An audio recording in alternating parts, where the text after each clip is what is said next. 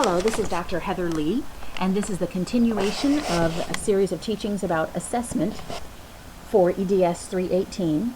We have talked about a perspective of assessment, a paradigm shift from old ways of thinking about assessment to new ways that are more student-centered, and assessment for learning. What can we learn from assessments we give students? Then we talked about 5 key principles of assessment.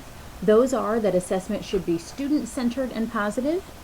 Number 2, it should be clearly aligned, lined up with our learning goals, the standards, and our instruction. It should, number 3, be varied. We should give many different types of assessment so that we truly understand a full picture of a student's achievement. It should be of high quality, good quality stuff, and that has to do with the validity and the reliability of the assessments we use. And finally, it should be ongoing. Not just an end product that we think of, but something that happens all throughout the instructional process. And that leads us to these 3 types of assessment. There's pre-assessment, formative assessment, and post or summative assessment. And we'll begin by talking about pre-assessment. Now, I really think pre-assessment, I see the most diversity, I see the most misunderstanding about this area of pre-assessment. I think it's something that's pretty underused in education. And one of the main reasons why is because if you take the time, first of all, you have to take the time to pre-assess your students, which means you find out what they know before you start teaching, and sometimes before you even start planning. If you take the time to find out what they know, then it only makes sense that you have to do something with it.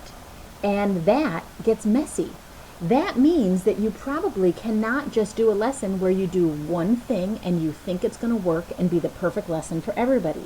It means that you're going to have to take time, study the results of the assessment, and think, okay, now what do I do as a result of this? How do I change my instruction? How can I offer different things? How can I teach at different levels so that I'm best meeting my students right where they are? So pre-assessment has some strong implications to it. And I think that that messiness of it is part of the reason why it doesn't get used as much. So as we said, pre-assessment, this is used before teaching. Now, sometimes people put it right at the beginning of a lesson. It's like you're finding out maybe a question that you ask at the beginning of a lesson. Where are they with this? What do they already know about it? But what you have to keep in mind is you can't just ask a question at the beginning of a lesson, call it pre-assessment, but not change your lesson at all as a result of what you learn. So a very skilled teacher might be able to do some type of a short pre-assessment at the beginning and literally use that to change and formulate her lesson as she goes, depending on what they know or don't know. But it also could be used much more formally the days or weeks in advance of a new unit, where you pre-assess them more formally, find out what they know, and then either back up your instruction, teach more simply, or skip past some of the easier foundational things so that you can get to the harder stuff faster. So you use the results to plan assessment, and it's not fair to grade pre-assessment. So don't grade it unless you need it for some type of accountability. Perhaps you have students who really won't give any effort. I have not found that to be the case. When I tell students that that I'd like them to fill out these questions or take this little test, and that there's no pressure, and I just want to know everything they know, I find that they give me good effort on that. So let me give you a number of ideas for pre-assessment that are possibilities to use, and these fit a range of teaching styles, a range of learning styles, and you'll not want to use the same one over and over again. You want to try different things. All right, a first one is just a plain, straight-out pre-test. It can even be what's called a parallel test, where you give your students the same test you would give them at the end of a unit, you give them at the beginning. And a lot of people hear that and they're like, whoa, why would I let them know what's on the test?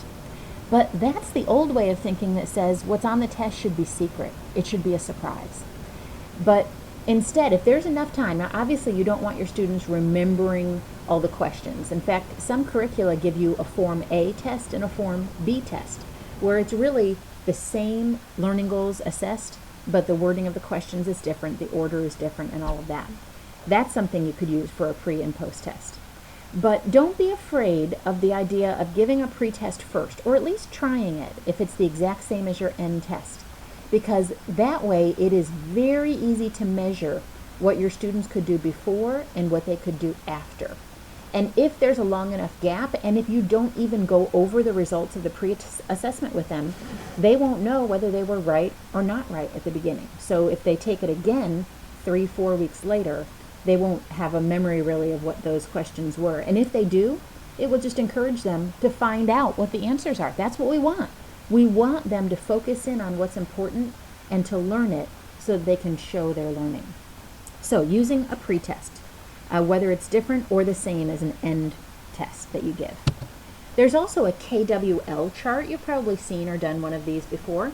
It's a chart divided into 3 columns, and you give it to your students at the beginning of teaching. And the first column, they write in what I know, what I already know about this topic. Suppose you're beginning a new unit on fractions. What I already know about fractions. Here's the problems I can do. Here's what I understand. Then the middle column, they fill out what they want to know, maybe what some of their questions are, what they have trouble with. And then the third column, you could either have them fill it out at the beginning, and you could have them say, this is how I want to learn it, L for learn.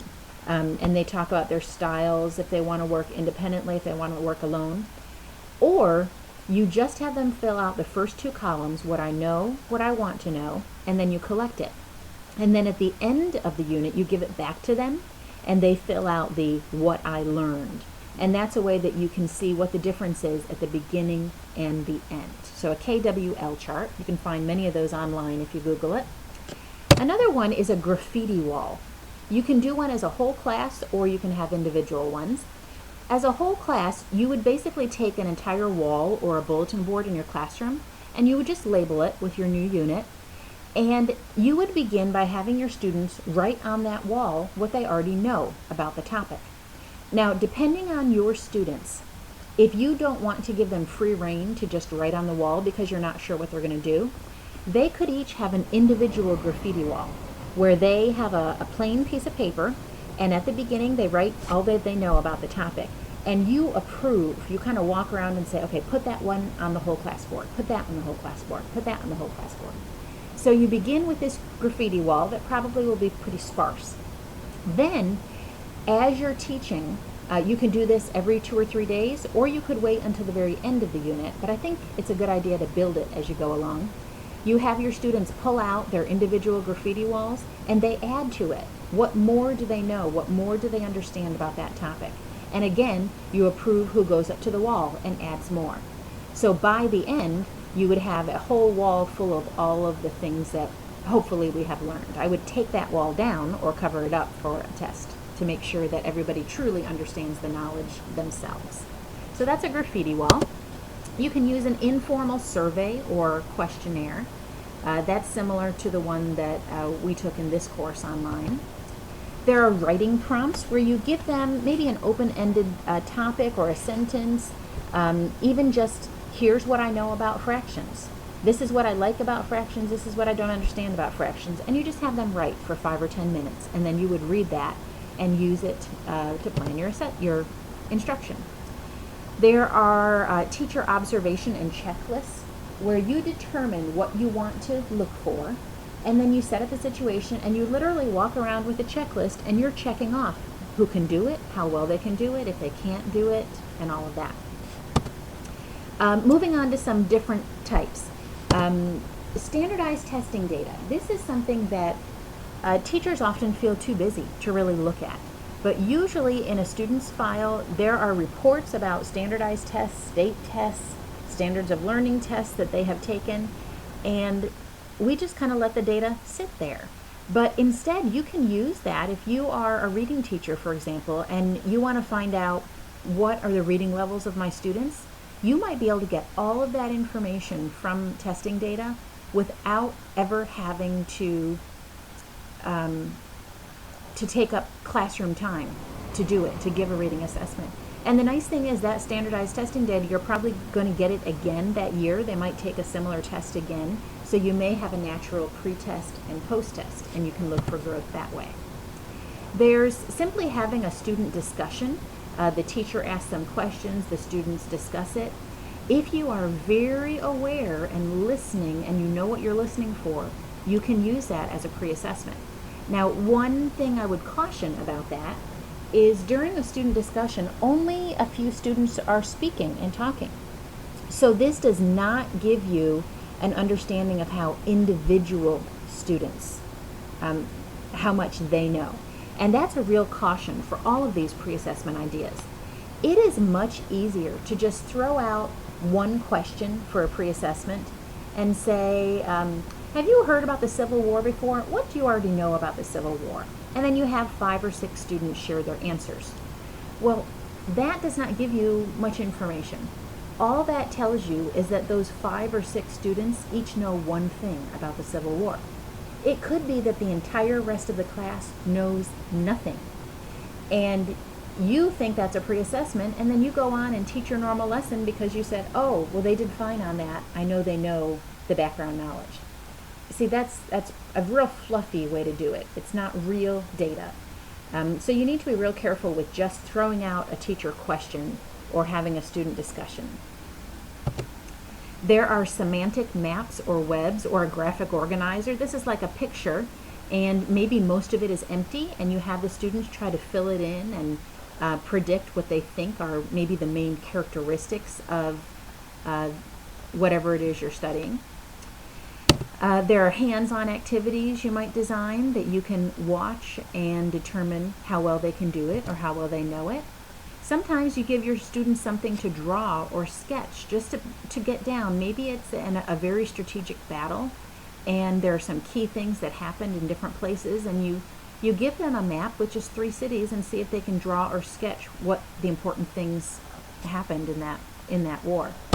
There's also prediction activities where you give them a situation and they predict what's going to happen, and you know based on their predictions how well they understand the concept or how well they understand the personalities and people involved. So those are some examples of pre-assessment activities. And once again, let me encourage you, these can be done anytime before instruction. The best pre-assessment, I think, happens when you get real data and you take the time to analyze it, and then you use it to clearly plan your instruction. We'll continue in the next video with formative assessment and summative assessment.